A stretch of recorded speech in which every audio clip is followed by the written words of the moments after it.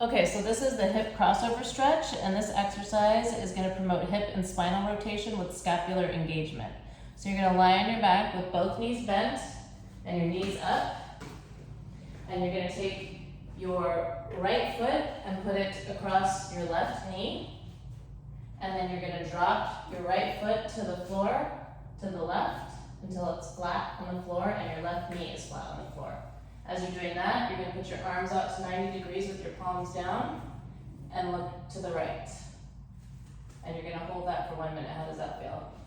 Feels tight in my hip. Okay. And as you're doing this, you're going to press your right knee away from your body until you feel stretch but no pain. I feel that in my groin. Do you feel pain? No. Okay. So you're going to hold that for 1 minute. And then we're going to switch sides. So now come back to the starting position.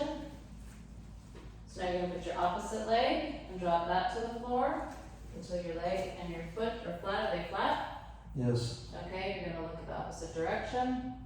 And how does that feel? Better than the other side. Okay, and now you're going to push your knee away from your body until you feel stretch but no pain. Okay. How does that feel? Feels good. Okay. You're going to hold that for 1 minute, and then we'll move on. All right, so this exercise is called the crocodile, and this e-cise is going to work to reestablish function from your ankles all the way up to your shoulders. So you're going to lie on your back, legs straight, arms out to the side with palms touching the floor at 90 degrees. Make sure you're at 90 degrees, you're up a little bit high again. Okay, perfect. And you're going to take your right foot and put it on top of your left foot with your Achilles between the big toe and the second toe. Okay. All right. Now you're going to let your feet fall over while keeping them together like that to the left. And as you're doing this, you're going to squeeze your glute muscles and your quad muscles. So you're engaging your lower body but keeping your upper body relaxed. And then you're going to look in the opposite direction of your feet.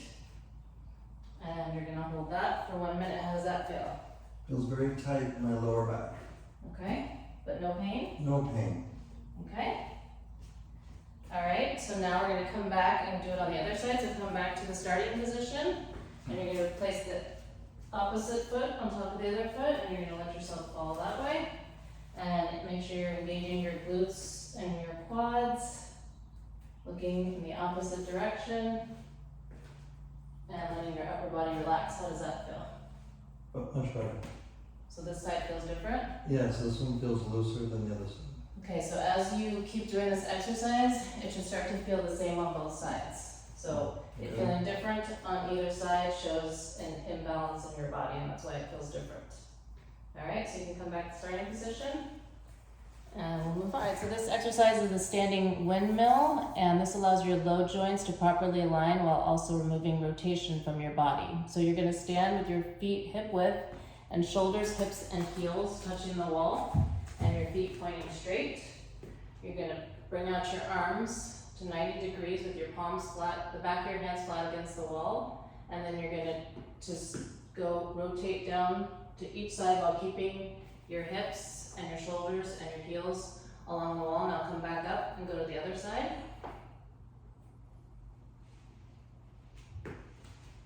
Try to bend your torso over. Okay, and then come back up and go to the other side. And back to the other side. Okay, how does that feel? Good.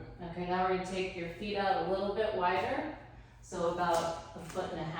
Okay, there you go. Heels against the wall. Are your heels against the wall? All right, hips, shoulders against the wall, arms out, back of hands against the wall, and again, you do the same thing. Go to one side, and then the other. Okay, and again, down one side, and then the other. Great. Now you're going to take your feet even wider apart. So add maybe another 3 inches there. All right. Heels against the wall, hips and shoulders against the wall, and again, go down to one side. And the other side. Okay. And you would be doing this for 5 repetitions each. And 1 repetition includes both sides. All right, but but for these purposes, we'll just cut it short. So now you're gonna come back to hip width apart.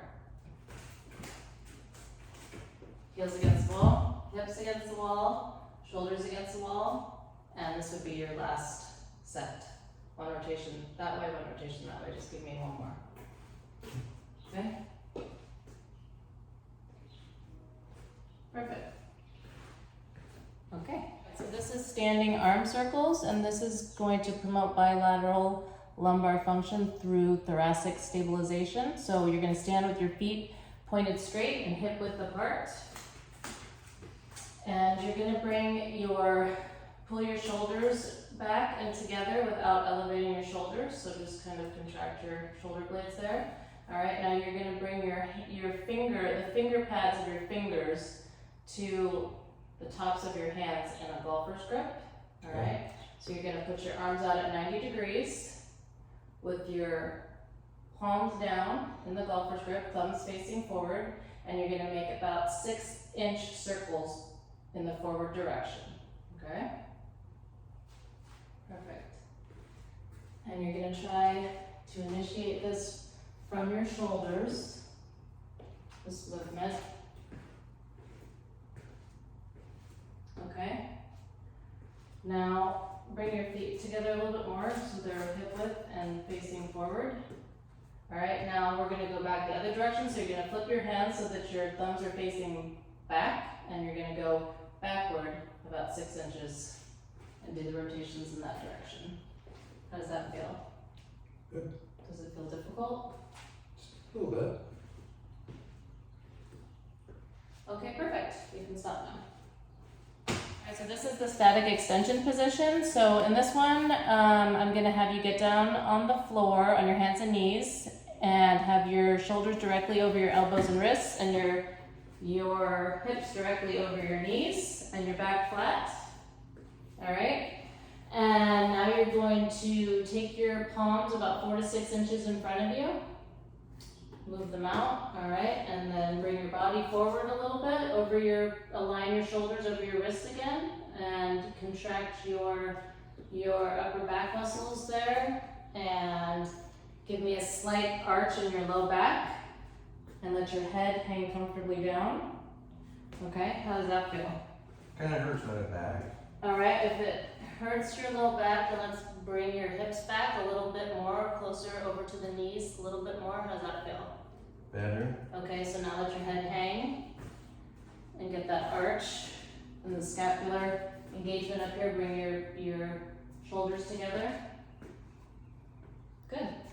Alright, so you're gonna hold that for 1 minute and then we'll move on. Okay, so this is called supine foot circles, and this is going to promote function of the lower leg muscles while encouraging hip stabilization. So I'm going to have you clasp your right leg behind the knee with both hands, bring it up towards your chest, and you're going to keep your left leg straight with your foot pointing up at the ceiling. So the most important thing about this exercise is that you keep your shoulders flat on the ground. So if it's difficult to do that with your leg at 90, you can bring your knee forward a little bit. Most important thing is to keep this part of your leg parallel with the ceiling, okay? So once you're comfortable and in the correct position, that feels good. Yeah. Make sure you're breathing. You're going to circle your foot 20 times to the right and 20 times to the left, okay? And make sure that all the movement is coming from your foot and your ankle, nowhere else in your leg. All right, and once you finish the 20 rotations on either side, you're going to point and flex. You're going to bring your big toes towards your shins and then point out, towards your shins and point out. Back and forth counts as 1, and you would do that 10 times. And try to bring your leg down a little bit just to make sure it's parallel with the ceiling. There you go. All right, and then once you've done one leg, you're going to return that leg to the floor. And then lift your left leg, clasp behind. Make sure your shoulders are flat. Does that feel comfortable? Yep. Okay, then you're going to do your 20 rotations to each side. Again, try to bring your leg a little more parallel. There you go. And then your 10-point inflexes. And remember to breathe. Okay, good. All right, so this is the air bench, and this is going to be strengthening your quads, which is your quads play a key role in walking properly. So this is a really good one. It's also a good one to end with putting your body back into a neutral position. So this is a good exercise to put at the very end of your sequence. So I'm gonna have you put your back up against the wall and your hips against the wall and your feet. And then you're gonna walk your feet out as you slide your body down into a sitting position like you're sitting on an imaginary chair. And you're gonna bend your feet out to about 105 degrees. So it doesn't have to be a perfect 90, all right? And now I'm gonna have you tilt your pelvis so that your low back is flat against the wall. Okay. All right, is your back flat? Yeah. Okay, and shoulders against the wall, you can just relax your head. You can put your hands on top of your thighs and rest them gently there with your hands up or down, either way actually that you're comfortable. So this is another exercise where it's encouraged that you wear shoes because we don't want you to slip. Maybe just bring your feet together a little bit. They're just a little bigger than hip width. There you go. Pointing straight ahead. All right, and this is a really important one where you really want to breathe with your diaphragm as you're doing this. And you're gonna hold this for a very long time. Okay, good. Just kidding, just for 1 to 3 minutes. Okay, so this is the upper spinal floor twist. So I'm gonna have you lie on one side with your legs up in the fetal position. So go ahead and lie down on one side. And you're gonna bring your knees up to get into the fetal position, stacked on one on top of the other, okay? And you're gonna put your right arm out straight and flat on the floor with the palm up. And you're gonna bring the other arm and place it on top of that hand straight, and you can let your head just kind of rest down, all right?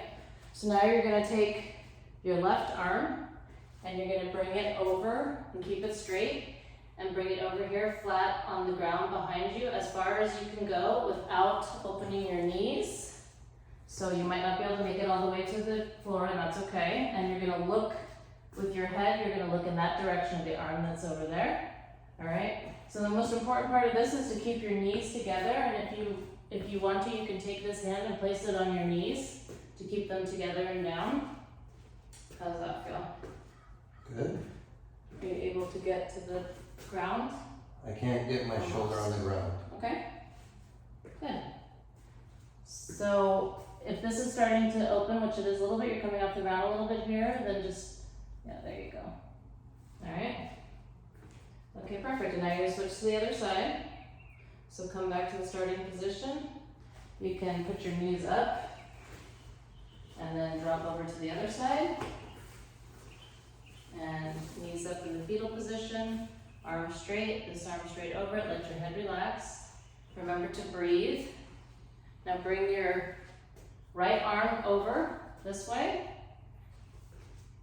And back of your hand flat right there. Look in this direction to the right. All right, and keep your legs together, knees together. Go ahead and bring this hand and put it on your knee there just to make sure it stays. All right, does that feel the same as the other way, direction? About the same. About the same, okay, good. All right, so you're gonna hold that and then we'll move on. Okay, this one is the assisted hip lift. So this one we need to go over to the wall for. So I'm gonna have you come over to the wall over here and put your feet up on the wall. So lie down on your back and put your feet on the wall at a 90-degree angle. All right, feet pointed straight, 90 degree, let your arms relax at your sides.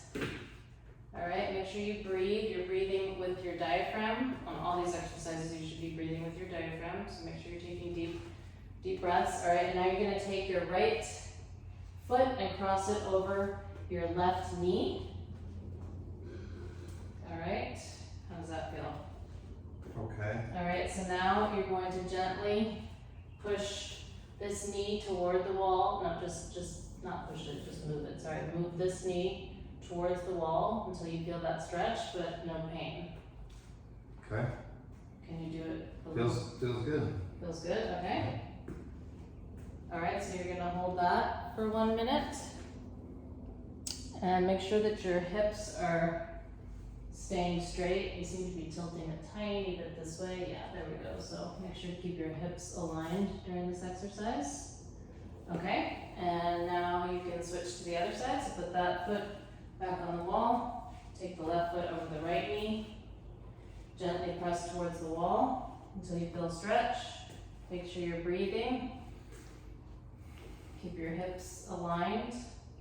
Actually, can you move your upper body a little bit this way? You look a little off center there. Okay, perfect. That's better. Now push your knee towards the wall gently. How's that feel? Tight. Feels tight, different than the other side? Way more tighter on this. Okay. So eventually, these exercises will help you feel the same balance on both sides. Okay, you can stop. So this exercise is downward dog, and this requires your whole body to work as a unit.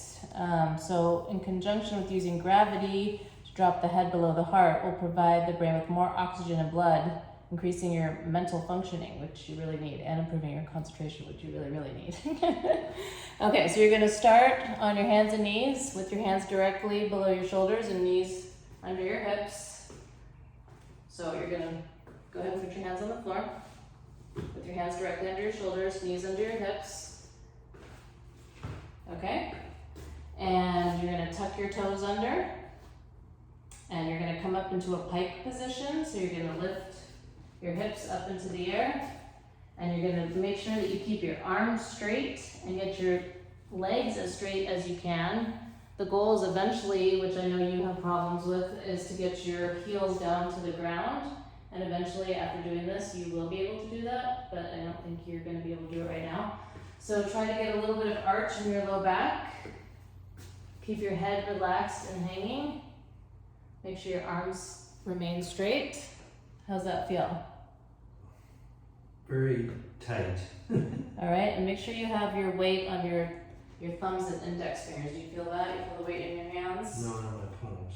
Okay, so put some more weight, put your weight more forward into your fingers and your thumbs while trying to keep the pike position. Okay. Okay, and can you do a little bit of arch in your low back? No.